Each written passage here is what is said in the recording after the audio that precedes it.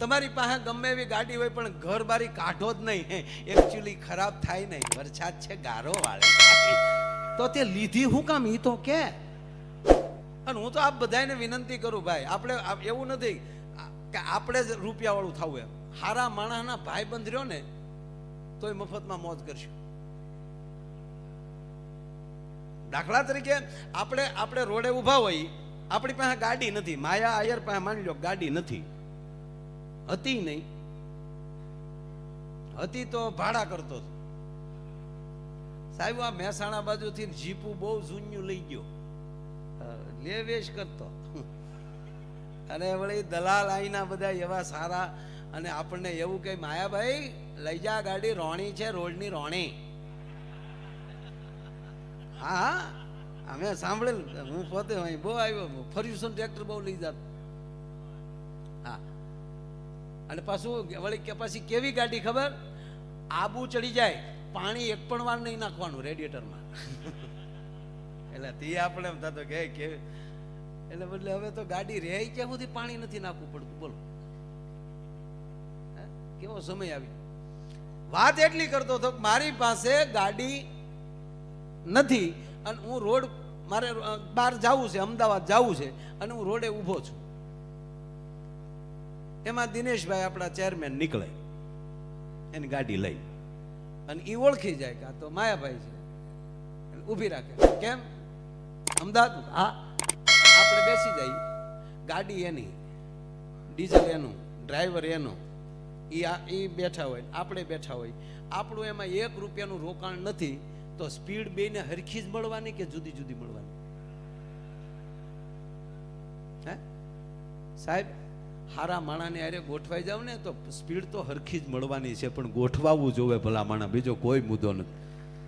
અને આ મોદી સાહેબ બીજી વાર વડાપ્રધાન થયા પછીનો હું રોજ જ્યારે મને ટાઈમ મળે ને તો હું જે ચાલુ સત્ર પાર્લામેન્ટ હોય ને એ જોતો. આટલા વર્ષોમાં આઝાદી મળ્યા પછી ભારતના પાર્લામેન્ટમાં જય શ્રી રામ આવા નારા બોલાતા હોય તો પહેલી વાર બોલાય છે સાહેબ. આનાથી તો બીજું તમારું શું હકીકત છે સાહેબ. તમે જોતા હશો 1951માં, બેન આપ તો વિધાનસભામાં બેસો છો એટલે મને યાદ આવ્યું એટલે કહું, 1951માં જે ગૃહમંત્રી હોય મારે એ તત્કાલના, મને કોઈ વાંધો નથી, એ વખતના ભૂપત બારવટિયાએ, ગુજરાતનો ખુખાર બારવટીયો સાહેબ, 3 ગામ એને ભાંગ્યા અને 3 ગામના 47 માણસોને માર્યા. ભૂપત બારવટિયાને પકડવા માટે સાહેબ ગુજરાત સરકારે એલાન કરી નાખ્યું, અને જે અધિકારીઓને એને પકડવાનો હતો એ અધિકારીઓ ઉપર દબાણ લાવ્યા કે ભૂપતને નહીં પકડો ત્યાં સુધી તમને અડધો પગાર દેવામાં આવશે. સાંભળજો, શું કીધું? જ્યાં સુધી ભૂપતને તમે નહીં પકડો ત્યાં સુધી તમને અડધો પગાર દેવામાં આવશે. એ ભૂપતને ખબર પડી કે મારે હાટું આ અધિકારીઓને અડધો પગાર.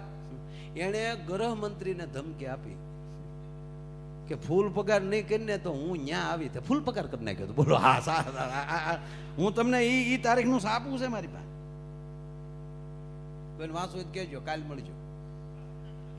એટલે કહેવાનો મતલબ મારો કે જે પોતાની જે ખુમારીથી જીવવું ને સાહેબ એ અઘરું છે. અને આજ આડો પાડોના દેશ બધાય મોદી સાહેબ આમ જોઈને બેઠા છે.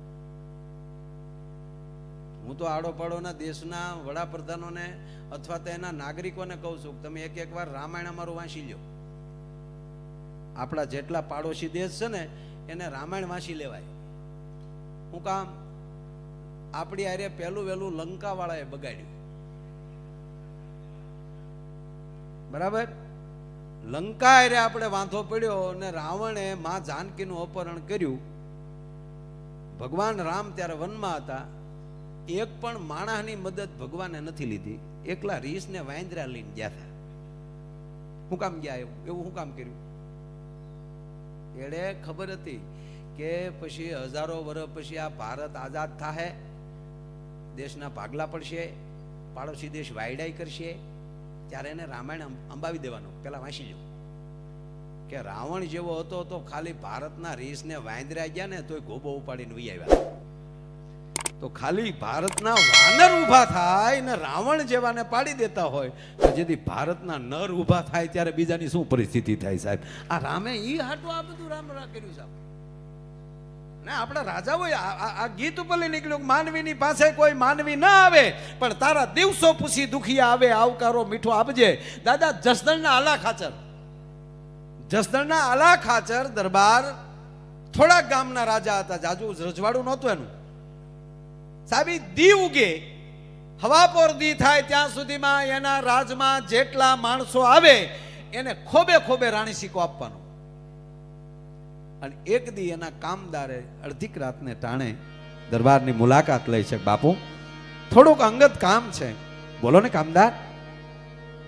કે બાપુ કામ તો ઈ છે કે હવે થોડીક દાતારી ઓછી કરી નાખો, 5 આપતા હોય એને 2 આપો.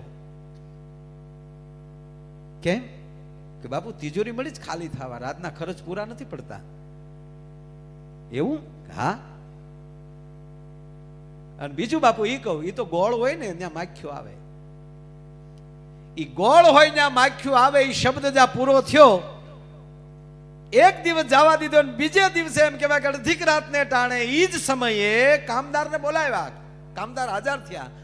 બાપુ બોલાવવાનું કારણ કે તમે મને કાલે કઈક સલાહ દેતા હતા ને કે બાપુ હું તમને શું સલાહ આપું, હું તો આપનો નોકર છું પણ મારી ફરજ છે, મારે તમારું ધ્યાન દોરવું જોવે એટલે મેં આપને કીધું. ના તમે મને બીજું કંઈક કીધું. બીજું એ કીધું બાપુ ગોળ હોય ને માખ્યું આવે. કે હા ગોળ હોય ને માખ્યું આવે એવું કીધું ને. કે હા. એટલે રાતે ગોળ મૂકીને જસદણના આલા ખાચર એટલું બોલ્યા કે લ્યો કામદાર આ રહ્યો ગોળ, માખ્યું લઈ આવી ગયો. ત્યારે કામદાર એટલું બોલ્યા કે બાપુ એ તો દી હોય તો માખ્યું આવે ને.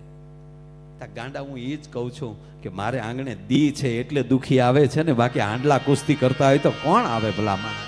હે એમ માનવીની પાસે બાલ મંદિરમાં કે સ્કૂલમાં ભણવા ગયો હોય, આરે નાનું એવું નાસ્તાનું બોક્સ લેતો ગયો હોય અને ઈ બોક્સ એમાંલી નાસ્તો એના મિત્રને આપે અને ઈ એની મમ્મી જોઈ જાય અને કાન વિશાળ 2 નાખે કે કોકને આપે છો, ઈ મોટો થઈને કોઈ દી દાતાર ન થઈ શકે સાહેબ.